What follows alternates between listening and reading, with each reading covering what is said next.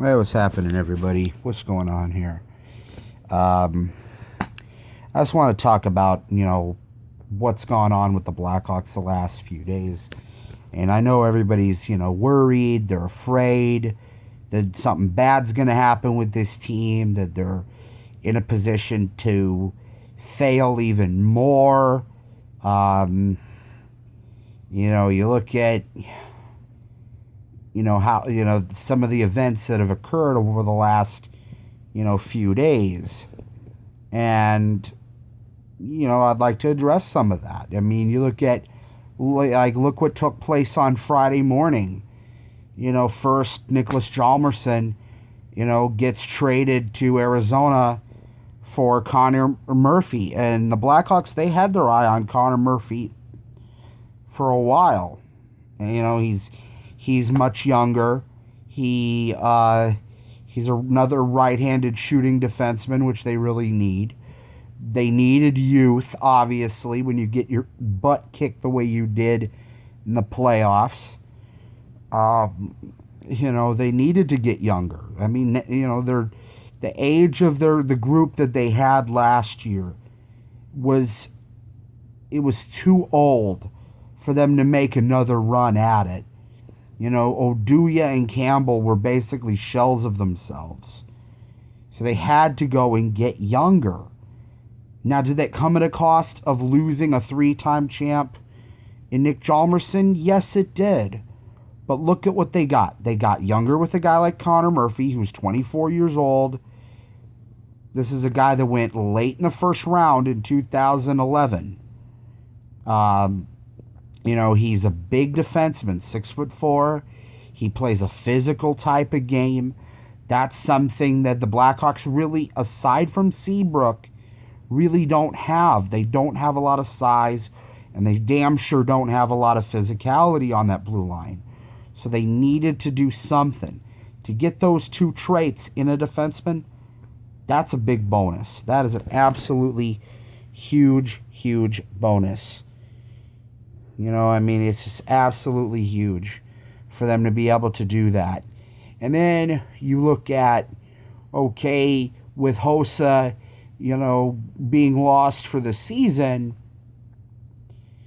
and possibly his career due to a skin disorder caused by his own equipment, they needed to add, another two-way forward. Because, who outside of Jonathan Toews really plays a two-way game, up front? A lot of their young forwards just haven't developed that side of their game yet. So, what do? They go back and they bring back Brandon Saad, which only adds to the list of the Blackhawks, going back and bringing back ex-teammates.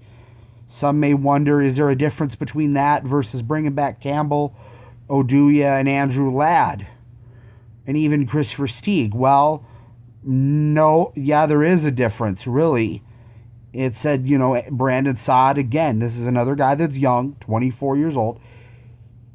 He's basically reaching the peak of his career, the prime of it. And, the last 2 years, the Blackhawks could never find anybody really to play with Jonathan Toews on the left side.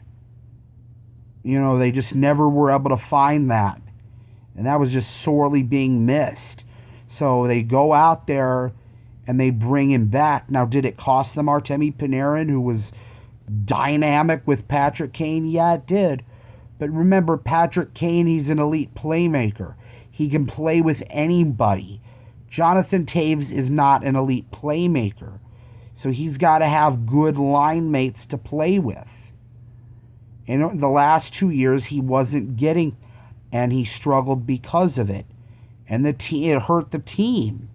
It's a big part of why you lost back-to-back first-round series. Jonathan Toews wasn't Jonathan Toews. So getting Saad back was huge. Did it suck to lose Artemi Panarin? Yes. Of course it did. But like I said, changes happen. Sometimes they're not easy to make. but they're necessary in order to be successful down the road. You can't get into the the belief that we can stay the same and everything else, the results will change. That's when you start to become mediocre. That's the path that Stan Bowman doesn't want to drag the Blackhawks down, although some may question that he's already done that. So, I mean, yeah, sure. I mean, it's tough. It's tough.